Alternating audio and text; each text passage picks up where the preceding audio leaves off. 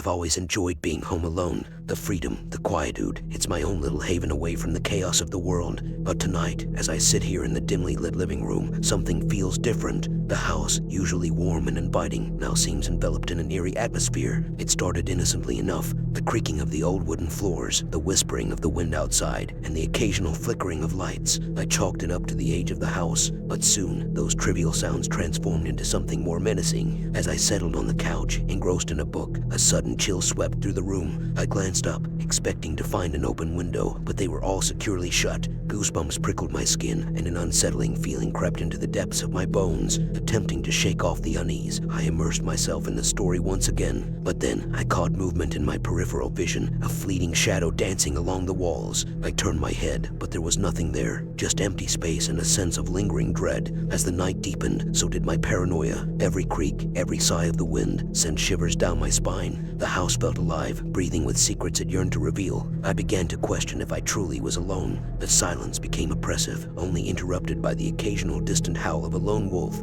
I could swear I heard faint whispers, as if someone were murmuring just beyond my hearing range. It was maddening, the feeling of being watched. Summoning my courage, I ventured upstairs, determined to dispel the mounting fear. The hallway was cloaked in darkness, and each step I took seemed to echo louder than the last. I entered my bedroom, hoping for a respite from the disconcerting occurrences. But as I turned on the light, the room was bathed in an eerie glow, casting elongated shadows that seemed to twist and contort. The air turned heavy, suffocating me with a sense of malevolence. Panic gripped me, and I fumbled for the door, desperate to escape. As I reached the landing, the house seemed to exhale a gust of wind that extinguished every light, plunging me into utter darkness. Heart pounding, I groped my way down the stairs, each step a treacherous descent into the unknown. Finally, I reached the safety of the living room, where a faint flicker of light from the fireplace offered a modicum of solace. But even there, the shadows seemed to writhe and twist, as if alive with their own sinister agenda. I huddled on the couch, my trembling hands clutching a blanket, praying for morning to come. Time stretched on, each second feeling like an eternity. The night seemed interminable, a never-ending nightmare from which I couldn't wake.